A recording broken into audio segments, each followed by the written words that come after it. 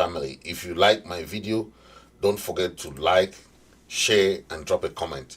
Your support means everything. Make sure to subscribe and follow so you never miss new updates, and hit that notification bell right down there to stay connected. Okay, let's grow this community together. Your one click makes a difference. Don't forget, make sure you hit share, drop a comment, follow, and subscribe. Thank you.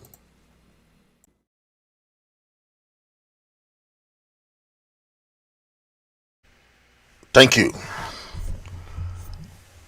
Thank you, ladies and gentlemen. Today we're gonna be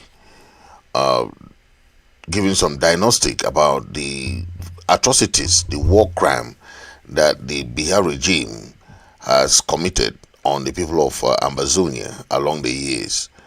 And we are gonna bring up some activists, some proponents, and the international community, some countries that have also put out their voice there for justice for the people of Southern Cameroon, Ambazonia. We have seen along the years the countries like the United States, the UK, we've seen other countries have air out their voices against these atrocities. And it is very important for us to make all this known so that it should be very clear. Okay, take a listen to this.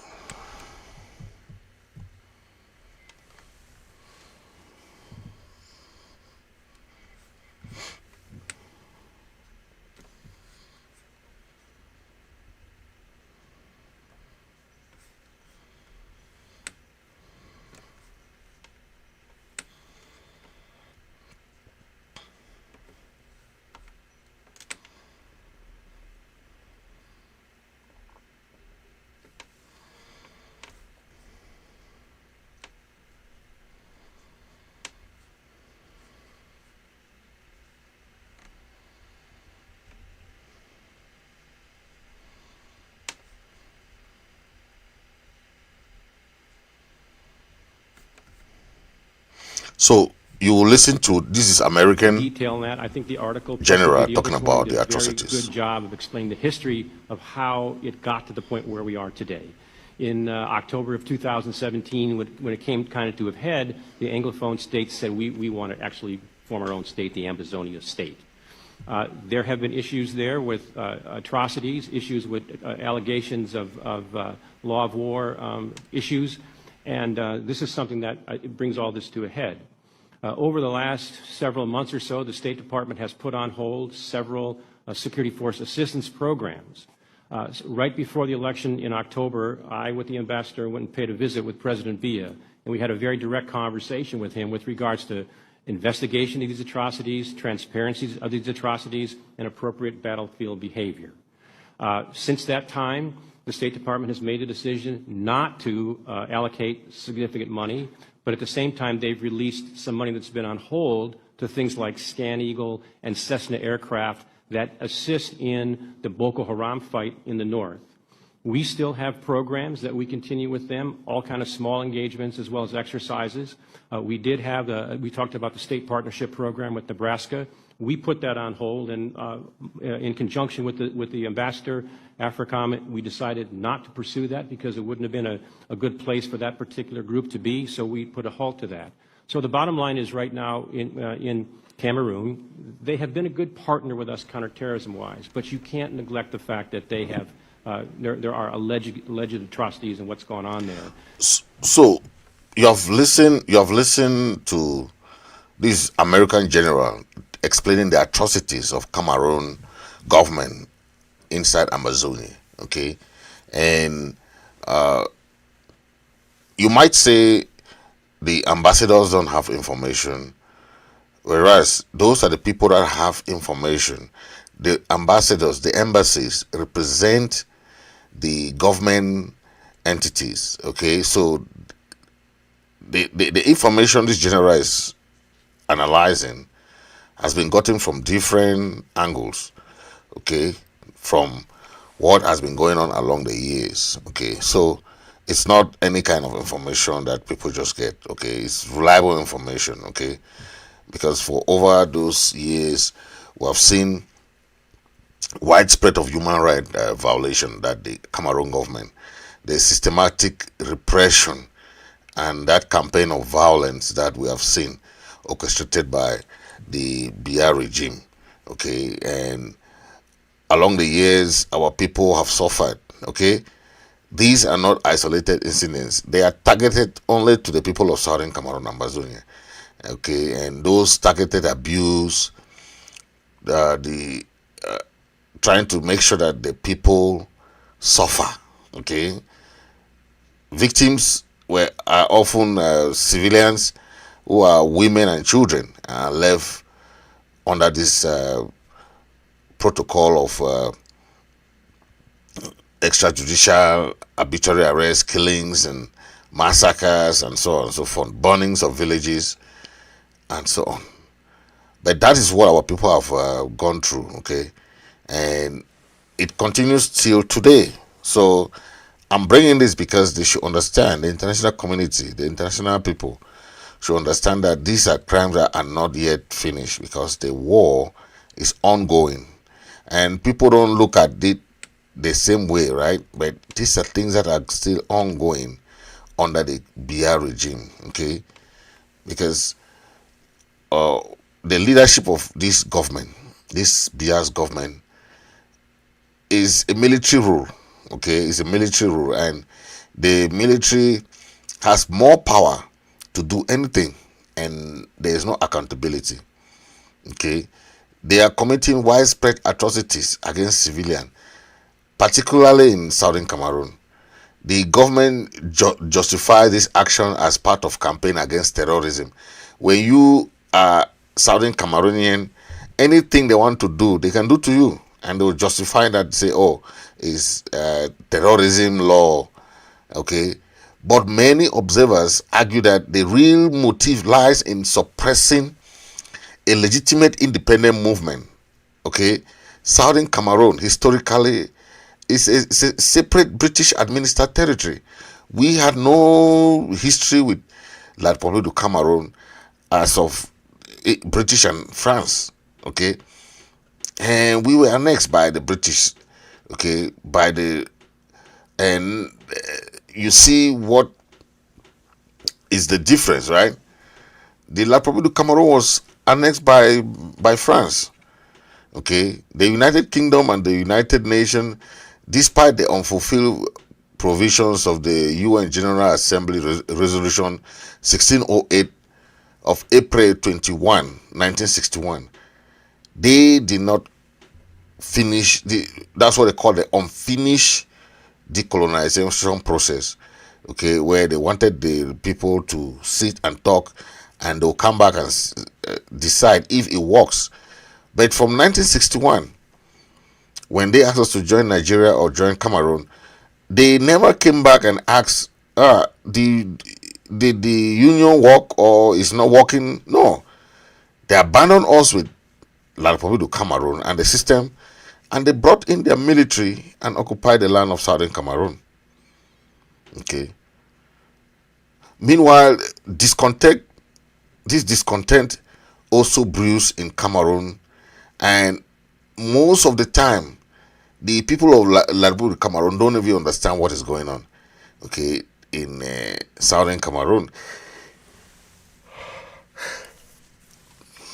the government keep lying them of, oh, they are fighting terrorism. They are fighting terrorism. The terrorism law is what they use to fight the these people, and at the end of the day, they are not really being serious of what is going on.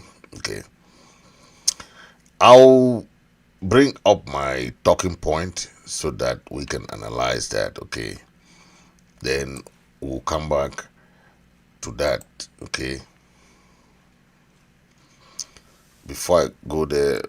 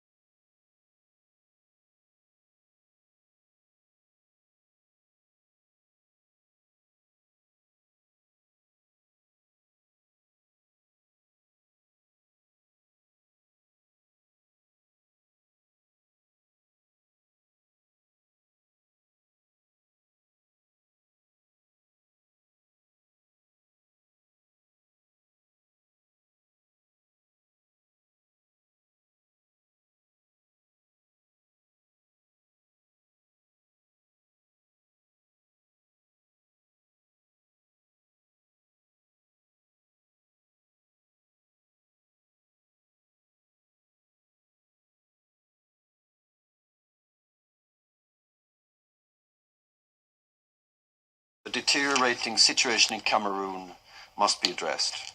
We are deeply concerned over the acute let's listen humanitarian to this situation as described come today back. and massive displacement caused by the crisis in the northwest and southwest regions of the country. Continued disturbing reports of grave violence, including extrajudicial killings, abductions, and restrictions of movement, must be investigated, and accountability for all human rights violations and abuses ensured. The continued crisis risks having serious regional implications, including on the fight against terrorism in the Lake Chad Basin and on efforts to bring peace to the Central African Republic. So there is, as we've heard today, the fastest growing displacement situation that represents a clear threat to international peace and security. These are different countries in the United Nations trying to push for justice for the people of Southern Cameroon. So sometimes when we don't know the largesse of our struggle, okay, people don't understand. This is not people from the quarter. Okay, these are country representatives. If a representative at the United Nations is talking about you, the people of Southern Cameroon, know that the whole country has put your agenda into their matter. Okay, so this is not a joking matter. Every single La Republique government person will be held accountable, no matter how long it takes. Okay, because some of the time they think that is a joke. Let's forget about what has happened. Let's do this. No, that's not how it happens. Okay, people should be held accountable for what is going on. The Atangangis, all these guys that are the real perpetrators, will be held accountable.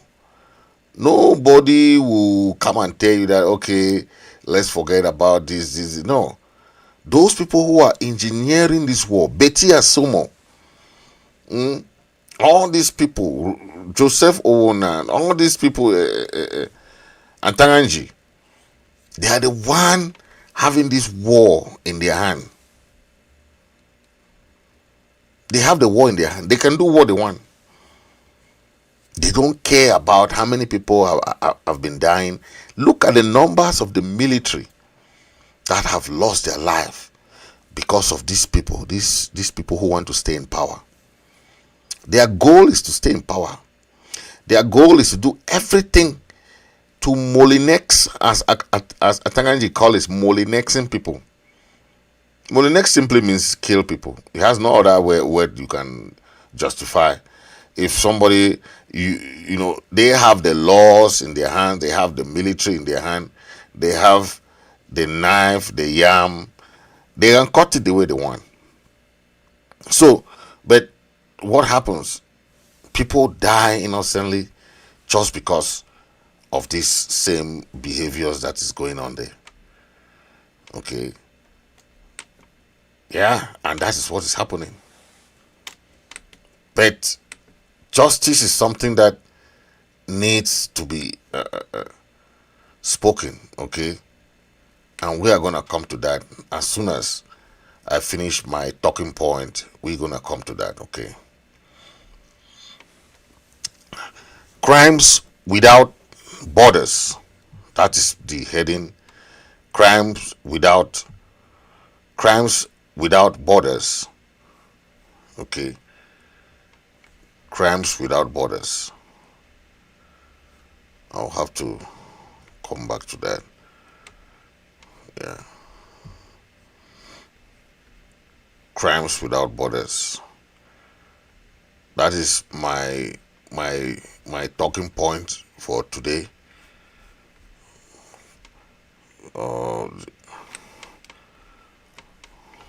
Crimes without borders. Unmasking Biya's injustice. The Biya's regime injustice for the people of Ambazonia. Okay, that is the title of my talking point and the title of my of this show for today. Okay, I'm talking about what the Biya regime, the atrocities that we have seen along the years from this regime. That is why we are trying to make sure that all these crimes does not go like that, right? Unpunished. The perpetrators of this crime must be punished. Okay, that is the work of ICC and ICJ. Okay, we are gonna come to that, to discuss about that. Okay, to know why you have ICC, why you have ICJ.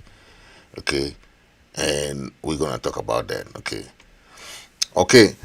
Over the past 9 years, Ambazonia has become a battleground marked by relentless violence, systematic human rights violations, and a disturbing pattern of state-sponsored repression. What began as peaceful protests advocating for greater autonomy and recognition of the Ambazonian identity has transformed into an intense conflict characterized by widespread atrocities committed by a Cameroonian government under Paul Biya. The regime's response, often involving military force and suppression tactics, has resulted in a humanitarian crisis, with civilians bearing the brunt of the violence. This situation exemplifies the profound failure of domestic justice system to address and remedy mass abuses, prompting calls for international intervention and accountability. The regime's action in Ambazonia exemplify a troubling trend where crimes committed across borders, violations of human rights, war crimes, and crimes against humanity are effectively shielded from the justice by jurisdictional and political barriers. The pattern of massacre, extrajudicial killings, destruction of villages, and arbitrary detention has been documented extensively by human rights organizations such as Human Rights Watch and Amnesty International. Incidents like the Ngabo massacre in February of 2020, where over 20 civilians, including children, were killed without any armed engagement, underscore the gravity of the regime's violations. These acts committed against defenseless civilians violate core principles of international human rights law, which seeks to protect non-combatants during conflict. Yet, despite mounting evidence and widespread condemnation, impunity persists and the perpetrators often operate with little fear of prosecution. This impunity is rooted in the regime's strategic evasion of accountability, leveraging political influence and legal loopholes to avoid international scrutiny. However, the principle of universal jurisdiction and the existence of International Criminal Court (ICC) provide avenues to hold individuals accountable, regardless of their official capacity or geographic location. The ICC, which Cameroon is a state party to, has the mandate to prosecute individuals for war crimes, crimes against humanity, and genocide, crimes that are evident in the ongoing crisis in Ambazonia. The case of Biya and his military leadership is emblematic of this potential by documenting and presenting evidence of systematic abuses, massacres, torture, and targeted attacks. The international community can push for investigations, arrest warrants, and eventual prosecution. Such actions are essential not only for justice but also for deterring future violations and breaking the cycle of impunity. Unmasking the regime's injustices also requires addressing the broader implication of cross-border crimes. While the conflict remains largely localized within Cameroon's border, the repercussions extend beyond. Refugee flows into neighboring Nigeria and Chad, regional destabilization, and the erosion of international norms against impunity. The international community, through mechanisms like the ICC and diplomatic pressure, must recognize that these crimes transcend borders and demand a coordinated response. Justice for Ambazonia's victims cannot be confined to national courts that are often compromised. Instead, it requires a global effort to shine a light on the atrocities, document evidence meticulously, and facilitate accountability at the highest levels. Furthermore, this struggle for justice is emblematic of a larger fight against systematic injustice and the denial of fundamental rights. It underscores the importance of international legal frameworks in safeguarding vulnerable populations against state violence. The concept of crimes without borders highlights how human rights violations in one part of the world are interconnected with global efforts to uphold justice. The fight for accountability in Ambazonia is not only about punishing individual perpetrators, but also about challenging the culture of impunity that allows regimes like Biya regime to perpetrate violence unchecked. It is a call to the international community to uphold the principles of justice, human dignity, and accountability, regardless of political or geographical considerations. In conclusion, the conflict in Amazonia exemplifies the urgent need to unmask the crimes without borders committed by the Biya regime. While domestic avenues for justice remain limited or compromised, international mechanisms like the ICC offer a pathway to accountability. The voices of victims, advocates, and the international observers must be amplified to ensure that these atrocities are not forgotten or dismissed. Justice delayed is justice denied, and in the case of Ambazonia, the international community's active involvement is crucial to ending impunity, restoring dignity to the victims, and reaffirming the global commitment to human rights and the rule of law. Thank you. That was my talking point there, and we have seen people like Dr. Masanga that filed a complaint calling for for the ICC investigation alleged atrocities on all these atrocities, and that Paul Biya faces ICC complaint. Okay, we have seen that, and I will go through some of the points of Dr. Masanga's. The Cameroon judicial system is not really good. Okay, it's full of injustices, it's full of bias, it's full of favoring the government. So when you carry any complaint there, I don't see you winning. Okay, the government will always be favored. Okay, and that's why when the international community is calling on the Cameroon government to investigate themselves, I don't see that as justice, because the Cameroon government cannot investigate themselves. It will be biased as usual, right? The case of Ngabu, they argued, no, our military are very professional military. Our military, but later when they themselves discovered that, oh, those military said, but c'est nous qui l'ont fait ça, non? C'est nous. That's when now they had to put all those things in perspective. But look at this is the man running for president now. Somebody that has been in the inside, that they were the one doing all these atrocities. Listen to him.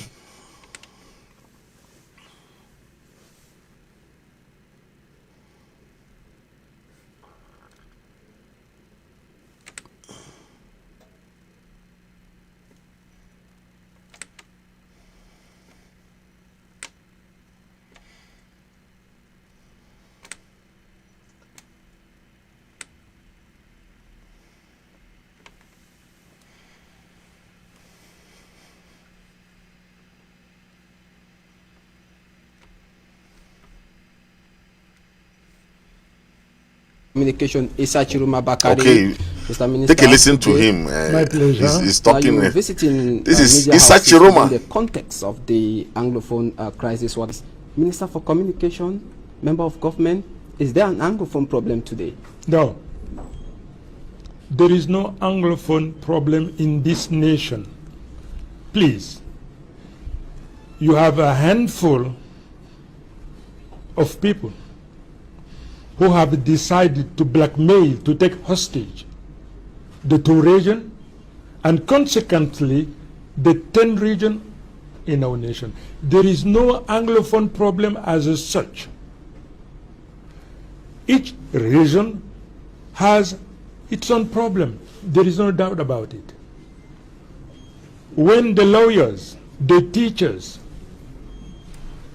raised the problems that they were confronted with and for which solutions have not been found, they were received, they were welcomed. The head of state gave the instruction to all of those who in one way or other were in charge of the area to receive them, listen, focus the mind on the problem raised by them and to find the right solution.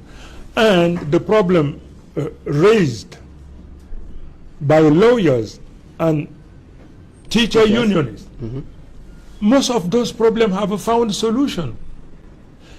But we were expecting the end of the problems when the secessionists came up with their claim. Are you listening to that lie that Chiroma is apologizing today? They were not.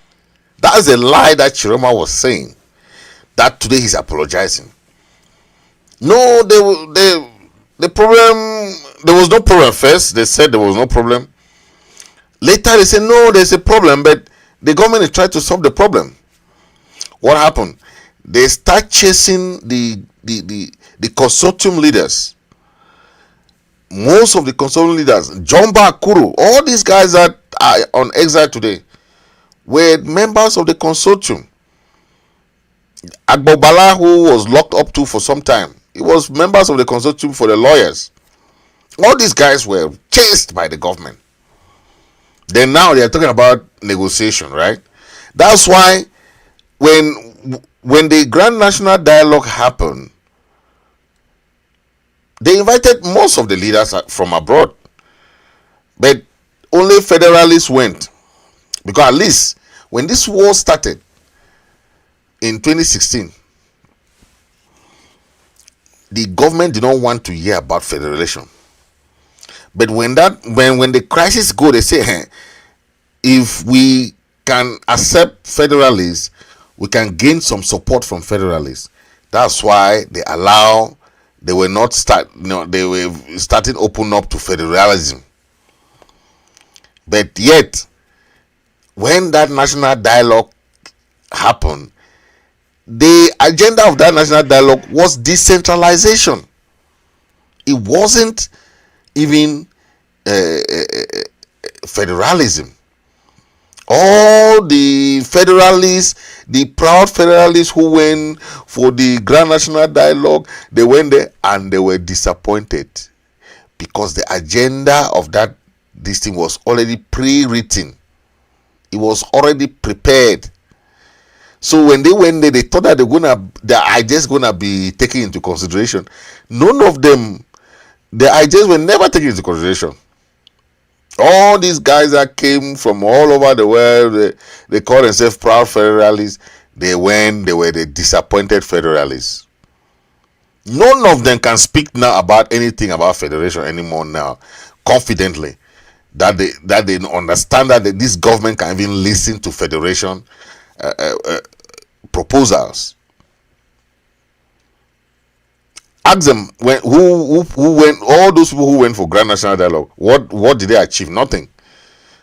That is why the government realized that none of the independentists, the leaders who are the proponent leaders, went to that Grand National Dialogue nonsense. None of them went. So the government now start looking for avenues. Switzerland happened to be an experienced country when it comes to negotiation. Okay, they have had a lot of international negotiation between countries, and that is when now the Cameroon government accepted to come to the Swiss-led negotiation process. The same delegation there, okay, but they came with the same mindset, that mindset of coming with your agenda in a negotiation table. It doesn't happen like that. You don't come to a negotiation between two countries and you come with your own proposals. No, you be open for dialogue. That's why they call it dialogue. It's a two-way thing. Die means two. But when you try to do things by yourself, that's monologue, and means that you are talking by you're talking to yourself. Monologue, you're talking by alone. Dialogue means two people, two die. Or negotiation means you have a mediator there in the middle who is helping the two of you talk. So you don't come and impose on discussions like that. That's why all those things fail, right?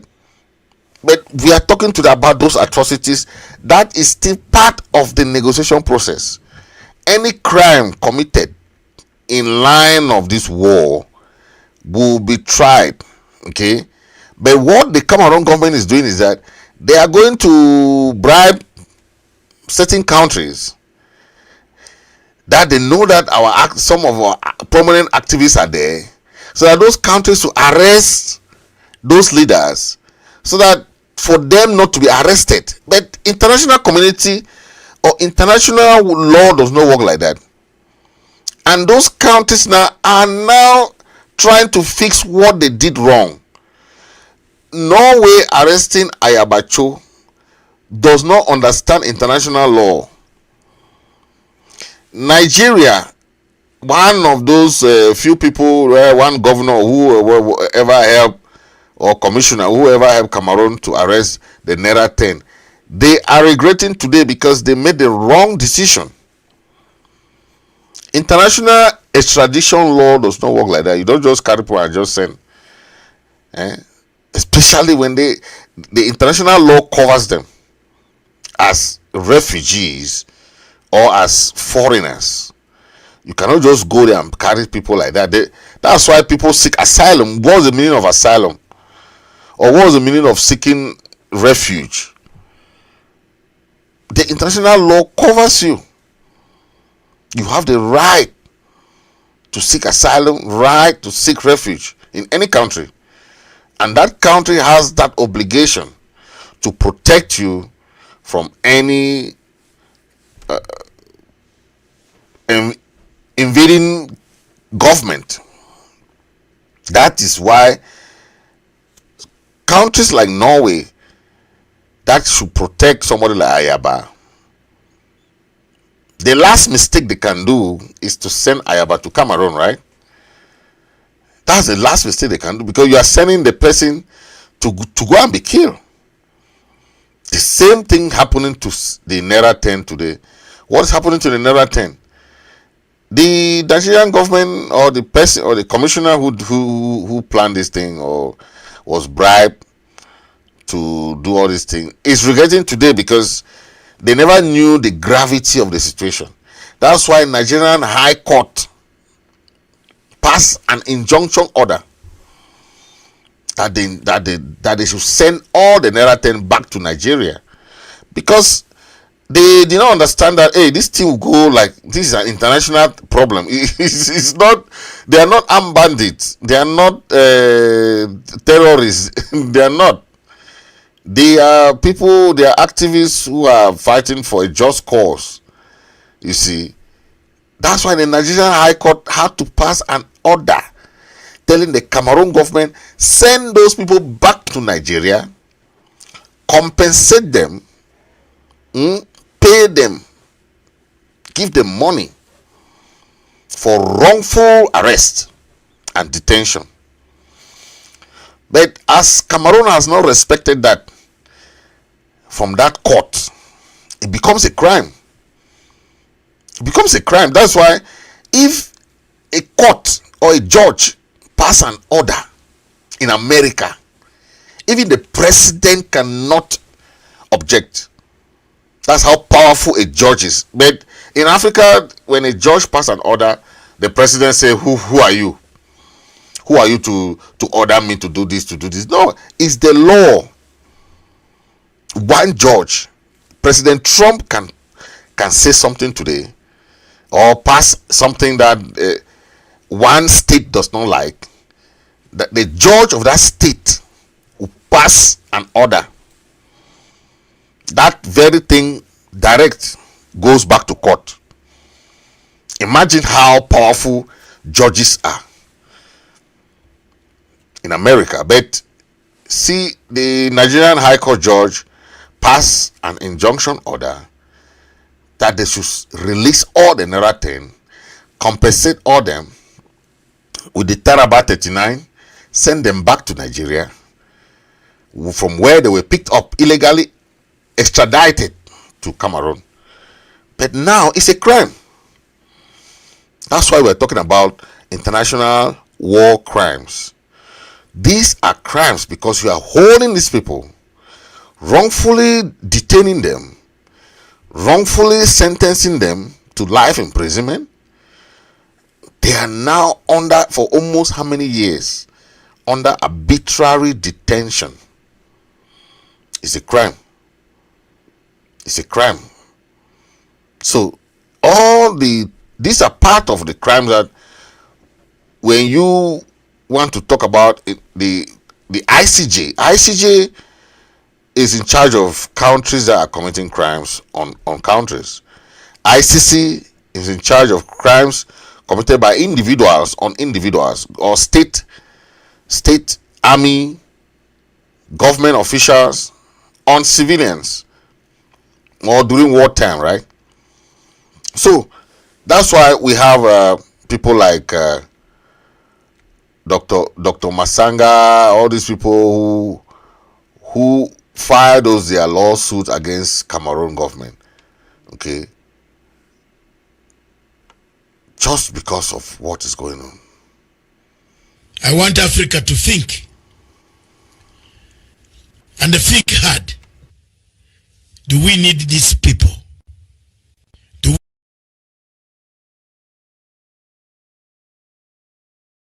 Until there will be no Ambazonia. Thank you. I now hand over to Miriam for any questions. I've hit it as it is. You've said it as it is. And I will maintain that stand. I am not bothered. I have no regrets. African Union is captured by France. Go and accuse me. I will bring the evidence. I'm ready for it. When they see the person they want to take back to the ICC, like a babugo, if you take babugo to the ICC, take Quatara, because Quatara did not shoot with water. Quatara shot with live bullets. Quatara equally killed people. Take all of them. If you take Thomas Rubanga, take Kabila, he also ordered troops to kill. Why have we taken only? And I repeat, one side. It's because France controls International Criminal Court. And I want to ask Miriam, if France controls International Criminal Court, why has France refused to order the International Criminal Court to go and investigate President Paul Biya for the atrocities committed in Ambazonia? It's because France will be exposed. Thank you. Over to you. Yes, indeed. And Dr. Matsanga there has painted for us the true picture there with the massacre and the very inhumane conditions there in Ambazonia region, the Anglophone part. So, without waste of any time, let me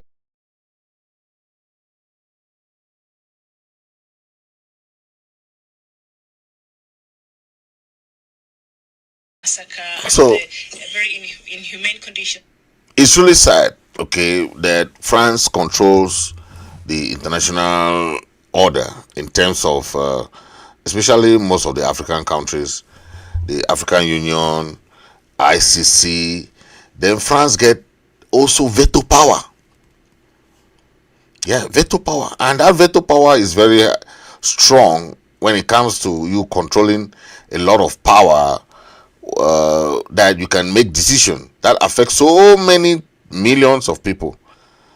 But veto power is what they give to 5 countries only. Only 5 countries has veto power. That if they say no, it stands. If they say no, it stands, and that has affected so many countries that decisions are made on their name, but they don't have a say on what is being decided on their name, which is really bad, right?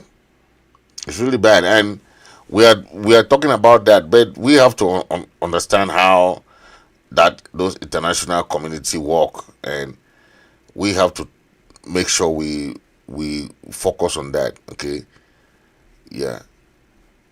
I'll be coming back after the musical break. Okay. What is our crime? Is it a crime to ask for better schools for our children? Is it a crime to ask for English-speaking judges in our courts? Where did our parents go wrong? What did we do to deserve this? They robbed us of our sovereignty. They robbed us of our resources. They robbed us of our resources. They robbed us of our basic humanity. We don't and never want to live with them anymore. It was on November 30, 2017.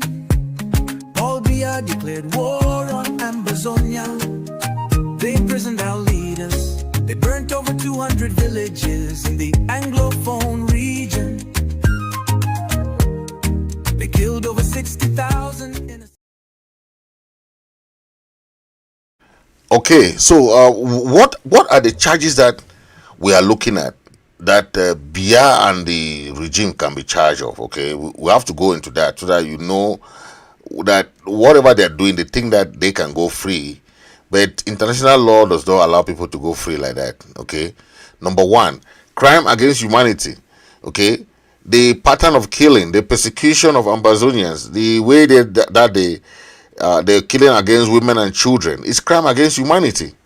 Okay, and in a war time, women, children, hospitals, anything that has to do with somebody that has nothing to do with the war, they stay out of the war. Any crime against those individuals is termed as crime against humanity. Genocide, all this crime, mass killing, all these things are part of what we're talking about.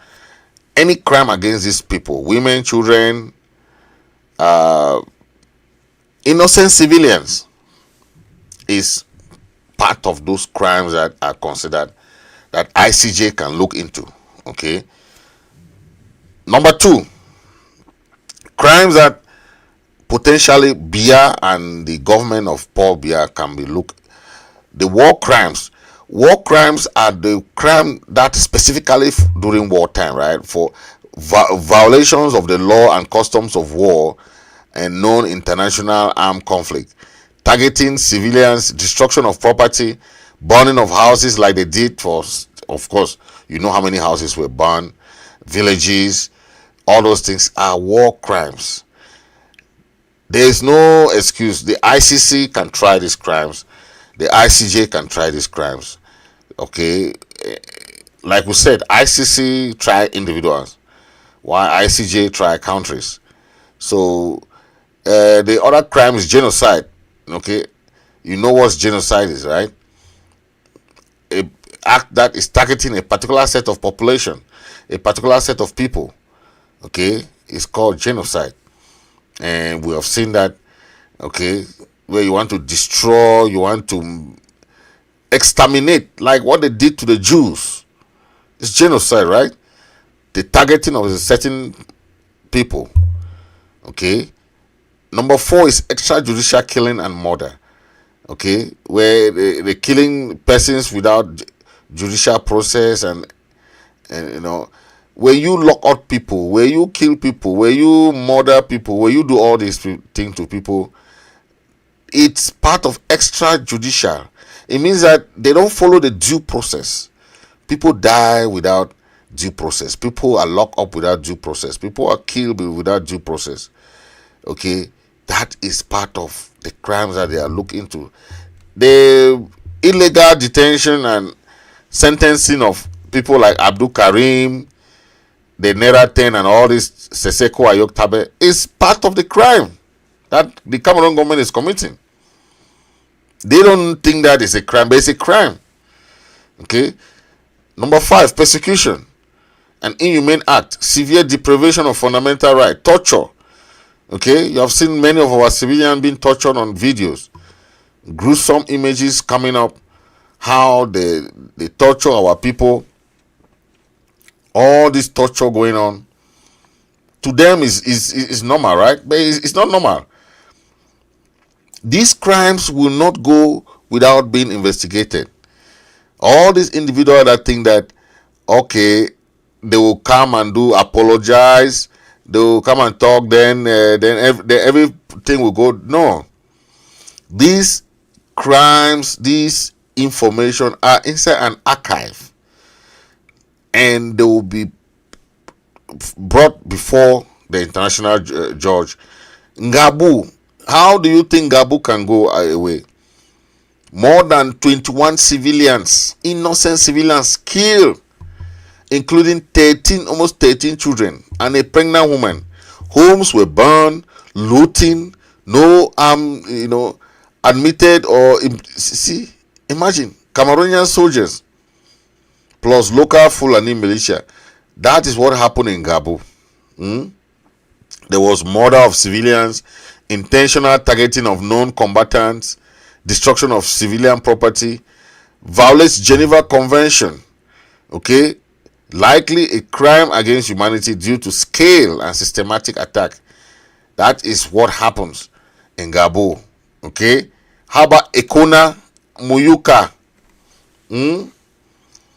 where 5 youths were killed by the Cameroon forces, unarmed, not actively participating in any hostility. They were just killed.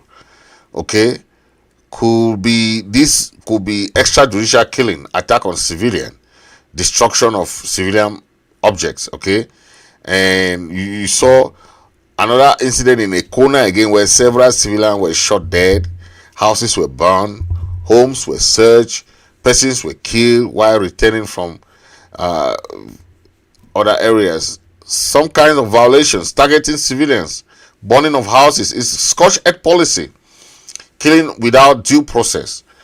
Okay, abduction, torture, and killing of people. In 2017, 11 unarmed civilians were killed in Ekona. Okay, human rights violations in other areas. These are things that, imagine Manfi. The government just accepted Manfi. That the military was involved in the killing in Manfi too. All these type of abuses are unlawful, right? The human rights law, depending on the scale and whether systematic, all these are crimes against humanity. Okay, that the Cameroon army is been committing. Okay, the legal basis, what counts as war crime or crime against humanity in this context, is that international humanitarian law. Even in known international armed conflict, government and non-state actors, civilians are protected. So when you go against civilians, like the Cameroon government military are doing, we have seen issues of rapes, we have seen issues of mass arrests, mass torture. All these are part of it. The Rome Statute of International Criminal Law, okay, the Cameroon is a state party, provides definition for war crime and war against humanity. If an attack is widespread and systematic, targeting civilian or involves torture, those are among the crime under ICC's jurisdiction. Okay, those crimes that are targeting civilians, involve torture, they are widespread. Attack is widespread. Like all these are just, it just give you a picture of what happened in Southern Cameroon.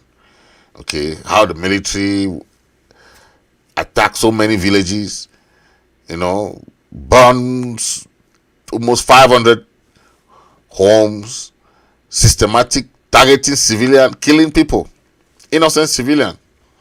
Okay, you see the torture that has been going on, and these are things that are happening till today because it's ongoing. Okay, it's not even finished. So the United Nations, the international community, has the obligation to call Cameroon to order. Okay, before things continue to get out of hand. Okay, we are looking at the penalties and consequences under international law. All these crimes all these government officials will be punished, no matter how long, how many times that they try to deny. We have seen deniers. We have seen all this before, but what happened? Later they accept. They say, "Well, we are sorry. Our military did this. Our military did that." Okay, but all these crimes will go punished. Nobody will come and tell you all that nonsense. Okay, there will be life imprisonment. There will be type of penalty. All this type of fines, reparations. I always tell you guys that even Germany is still paying money to today, because the money Germany is paying to all the people that they kill, even to today, they're still paying for the Jews and all those people there. So it's just the same thing that we're talking about. Our people need justice. Okay, our people need justice. We don't need anything else than justice, and that is what our people will get, justice. Okay, and until then, our people will keep looking for that justice.